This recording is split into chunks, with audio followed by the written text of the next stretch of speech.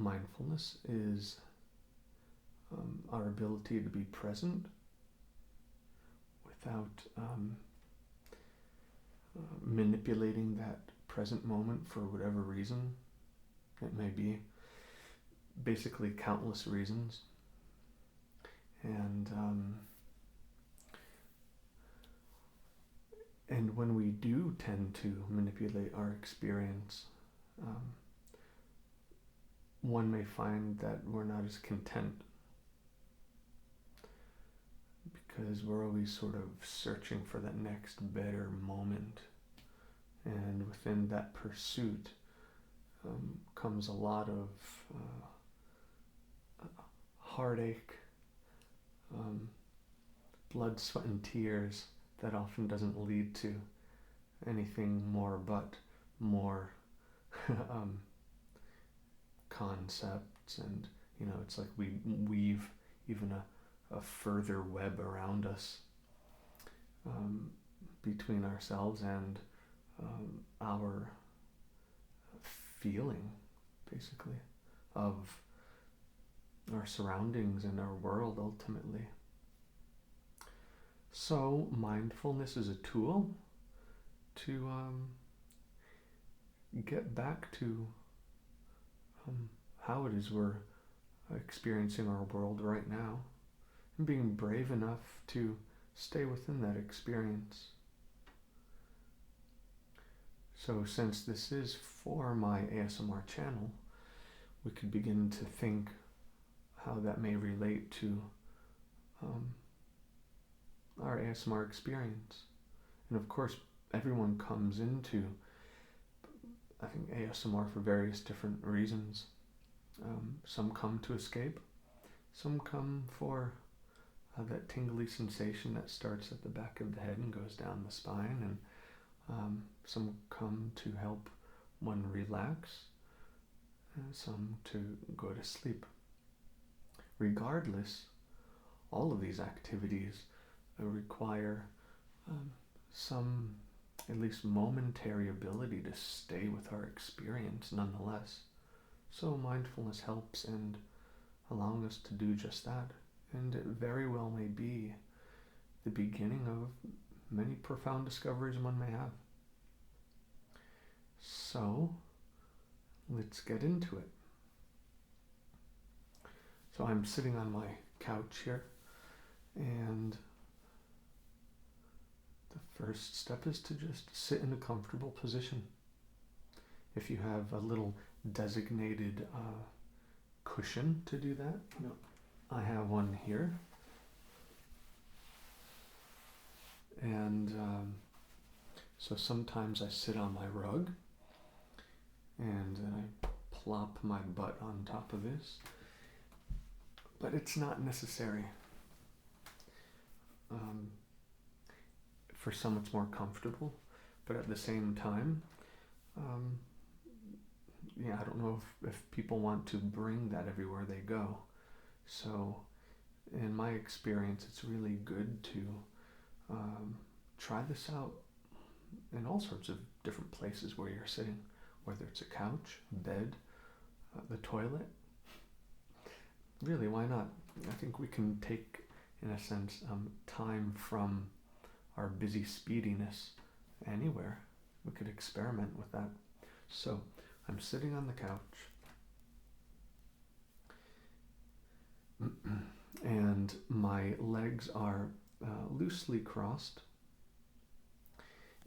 because if I were to put my feet firmly on the ground, my knees would be raised a bit higher than my hips, and often we'll find each other or ourselves, holding on with our hands and trying to stabilize ourselves that way.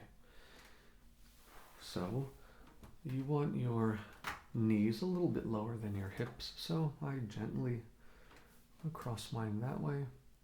If you're sitting on a chair, it's very possible that your hips are in a proper position, and we can just firmly place our feet on the ground. We have what's called a strong back. You're not forcing a position, it's just your natural. upright, good head and shoulders, as we say. And this allows us to begin to release and to relax our front, proclaim our gentleness. And we can just put our hands on our lap, approximately where they are. Once you put them down is sort of where they could be, no problem. The head and chin just slightly tucked in, just a little bit. Our jaws just loosely loosened and just a bit open.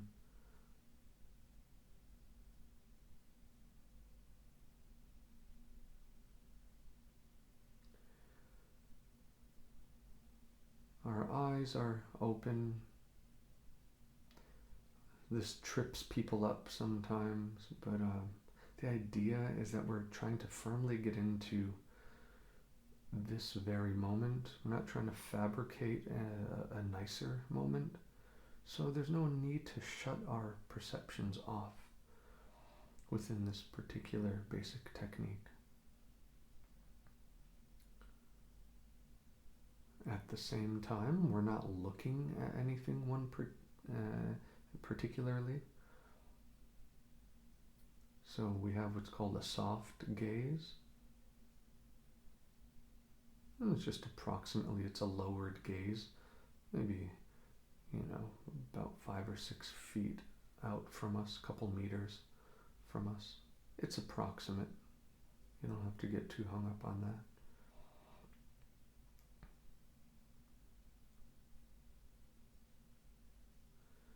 And we're breathing naturally as we do through our mouth and our nose.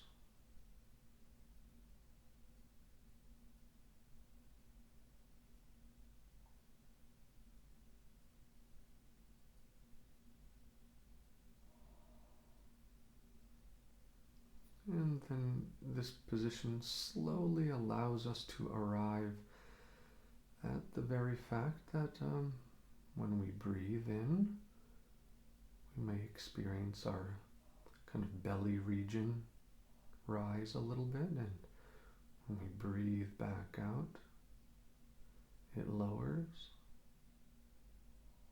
And just with the simple sensation of our breathing process, that becomes the focal point of our attention. And just notice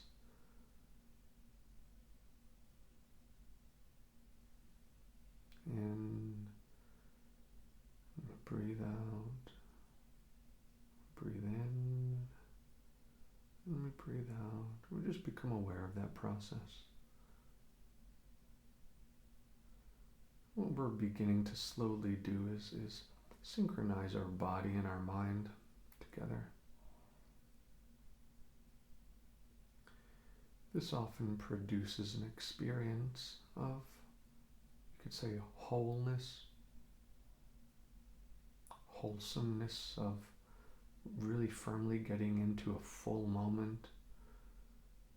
And it's non-conceptual. We don't have to think our way into a state of contentment. We can just directly experience it. So our mind gets rooted to the present moment via the anchor of our breath, because it's something we can always access.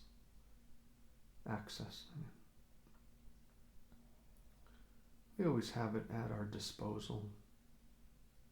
So it's a good one to have as long as we are alive. We have our breath. We can always come back to it.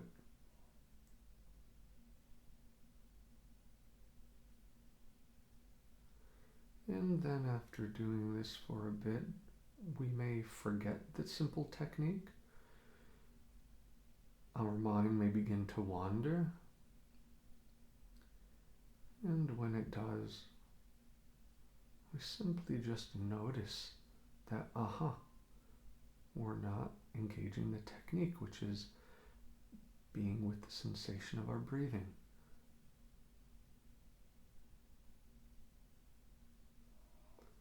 And once we notice that, that awareness alone brings us back to the present moment, signified by our breath. And then we think we have it. And then at that moment, we're probably thinking again. So we go, look at that. No, I'm thinking. And then we come back. And we keep on doing that over and over again. And each time we lose the present moment, we notice and we come back to the present moment. This is no different than exercising a physical muscle at a gym. You may hear sensations. I live next to a train track. So you may hear all sorts of noises. Clocks ticking, what have you. You can also use the sounds and the sights and the feeling and the taste and the touch, all of our perceptions, as reflectors to come back to the present moment. That's the key. That's how we can truly empower our ASMR experience. Can use it as an actual tool to pop us back into nowness.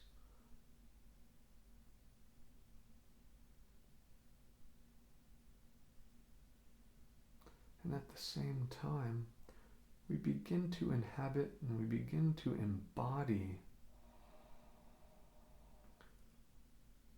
our own sense of upliftedness and goodness. In fact, it's always been there, but we tend to be disjointed with that process.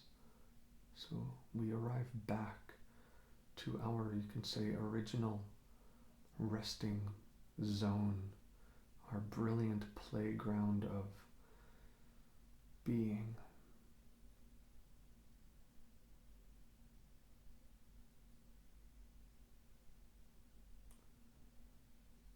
So keep with this technique. We'll do this for another moment. Of course, I'm guiding you through this. You can try it, of course, on your own, where no one is guiding you.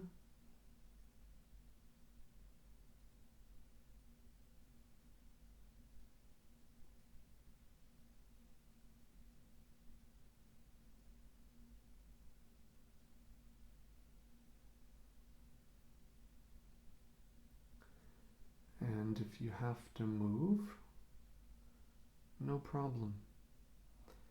The instruction is to simply then just do it. If you need to adjust or even itch, just do it and don't make it into a big deal. That's the instruction. If your back or your lower back begins to ache, it's very possible because we tend to use, in a sense, I think, new micro muscles when we sit like this.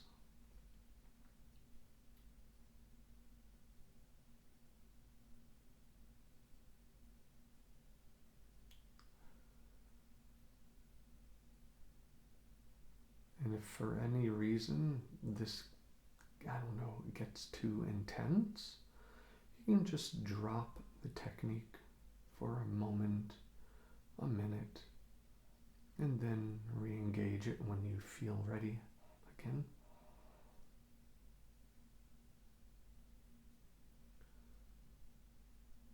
So I'll quickly review the basic technique one more time. We take our seat, And we kind of find our natural buoyancy, our natural, uprightness.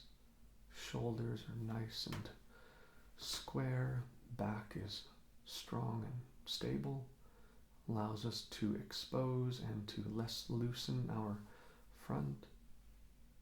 Hands are on our lap. Chin is slightly tucked in. Mouth is a bit open. Breathing as we do normally and naturally. Eyes are slightly open. Soft gaze. Begin to tap into the rhythm of our breathing process, kind of with it. And when we notice that our mind goes away, we simply notice that and come back to the sense of our body breathing.